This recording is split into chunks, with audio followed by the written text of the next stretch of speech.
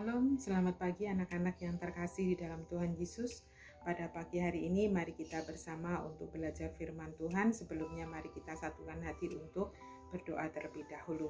Tuhan Allah yang Maha Kuasa, kami mengucap syukur kepadamu ya Tuhan. Pada pagi hari ini kami Kau perkenankan untuk belajar firman-Mu. Tolong ya Tuhan, kuasa Roh Kudus-Mu memberikan pengertian kepada kami, hikmat-Mu supaya kami sungguh-sungguh tahu bagaimana kami belajar dan kami bisa mengerti.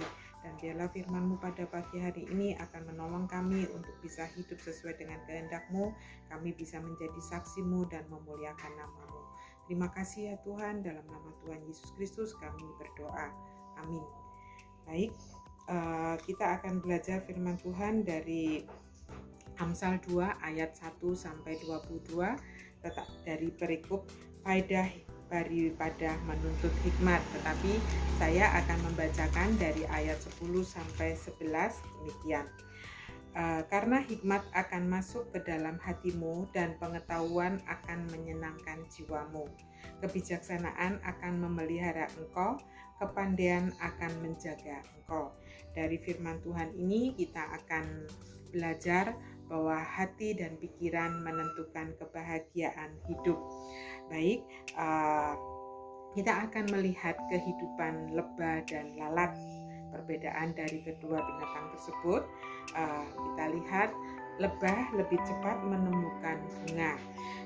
Mengapa lalat kok lebih cepat juga menemukan kotoran atau sampah?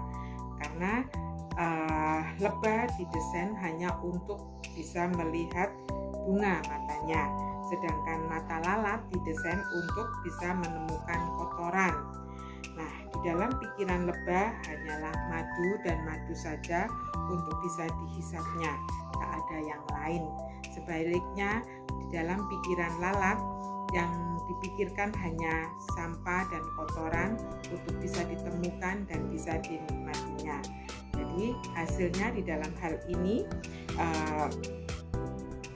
susah bagi lebah untuk bisa menemukan kotoran. Jadi lebah sangat cepat untuk bisa menemukan bunga, di mana bau harum bunga dia akan mengejarnya dan menghisap madunya. Demikian juga untuk lalat, sulit untuk bisa menemukan bunga dan sulit untuk diyakinkan bahwa bunga itu lebih baik daripada sampah atau kotoran. Dia akan cepat menemukan kotoran atau sampah dan menikmatinya. Dan hasilnya lebah kaya akan madu yang sangat bermanfaat untuk kesehatan dan baik untuk diri lebah sendiri maupun untuk manusia bisa menikmati hasil manfaat madu dari lebah tersebut. Sedangkan lalat penuh dengan kuman dan penyakit. Kalau makanan kita terhinggapi oleh lalat, maka makanan tersebut bisa menyebabkan kita sakit. Nah, jadi di dalam hal ini kita bisa ambil kesimpulan apa yang kita pikirkan akan menghasilkan apa yang kita lihat. Jadi apa yang kita pikirkan akan menghasilkan apa yang kita lihat, dan apa yang kita lihat akan menghasilkan apa yang kita peroleh. Ya, jadi kalau hati pikiran kita negatif, maka apa saja yang kita lihat akan selalu menjadi negatif, dan hasil akhirnya adalah sebuah kehidupan yang negatif di mana penuh permasalahan. Ya, kita ulangi. Jadi kalau hati dan pikiran kita itu negatif, maka apa saja yang kita lihat itu akan menghasilkan hal yang negatif, dan hasil akhirnya adalah suatu kehidupan yang negatif yang penuh dengan permasalahan. Dan lain lagi, kalau hati dan pikiran kita selalu positif, maka apa saja yang kita lihat yang akan selalu menghasilkan hal-hal yang positif, dan akhirnya adalah satu kehidupan positif yang menghasilkan kebahagiaan. Ya, hati dan pikiran yang positif maka akan menghasilkan apa yang kita lihat selalu bersifat positif dan menghasilkan kehidupan positif yang membawa kebahagiaan. Nah, di sini firman Tuhan di dalam Amsal 27 ayat 19 juga mengatakan, seperti air mencerminkan wajah, demikian juga hati manusia mencerminkan manusia itu sendiri. Nah, ada 4 sikap hati yang mulia ya yang bisa kita pelajari, yaitu yang pertama hati yang merendah, lalu yang kedua hati yang memberi dan baru menerima, hati yang tulus, hati yang bersyukur. Akan lebih berbahagia bila kita bisa membentengi atau menjaga hati kita dari ketersinggungan, daripada kita mengharapkan orang lain untuk menjaga perkataannya dan perbuatannya supaya tidak menyinggung kita. Jadi kita sendiri yang bisa memanage hati sendiri supaya kita tetap bahagia apapun kata orang ya.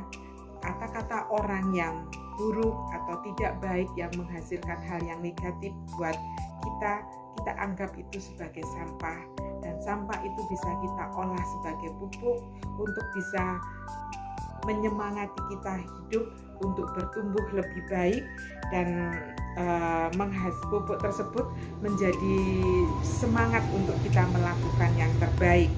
Pilih untuk terus berbuat baik sekalipun kita menerima perlakuan yang kurang menyenangkan atau kurang baik.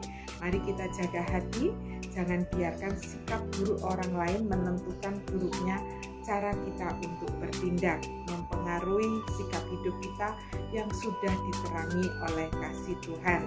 Ya, pada saat ini kita Natal, kita sudah tahu bahwa Yesus Kristus telah menerangi hati kita, telah memberikan hati kita yang baru, kita diberikan kehidupan yang penuh kebahagiaan ya. Seperti yang kita lihat kita baca di dalam Yohanes 1 ayat 5 yang berkata demikian, terang itu bercahaya di dalam kegelapan dan kegelapan itu tidak menguasainya ya. Di sini kita tahu bahwa Yesus adalah terang hidup. Yesus memiliki cahaya terang yang tidak bisa dikuasai oleh kegelapan dan tidak bisa dikuasai oleh dosa. Jadi kita yang sudah hidup di dalam Yesus, kehidupan kita ini telah dikuasai oleh terang hidup, yaitu Yesus Kristus. Jadi kegelapan atau dosa apapun tidak bisa menguasai kita lagi, dan perbuatan buruk orang lain tidak akan bisa mempengaruhi hati kita. Kita selalu mempunyai hati yang merendah, hati yang bisa memberi dan baru bisa menerima, hati yang tulus, hati yang bersyukur, yang selalu merasakan kasih Tuhan yang sejati, sehingga kita bisa mendapatkan satu kebahagiaan dalam kehidupan ini, dan kita bisa memberkati orang lain dalam kehidupan kita, dan kita bisa menjadi saksi Tuhan, dan kita bisa memuliakan nama Tuhan. Amin. Terima kasih. Mari kita akan berdoa. Tuhan, terima kasih firman-Mu kiranya menerangi hati kami dan menolong kami untuk melangkah menjadi saksi-Mu. Terima kasih Tuhan, dalam nama Tuhan Yesus kami berdoa.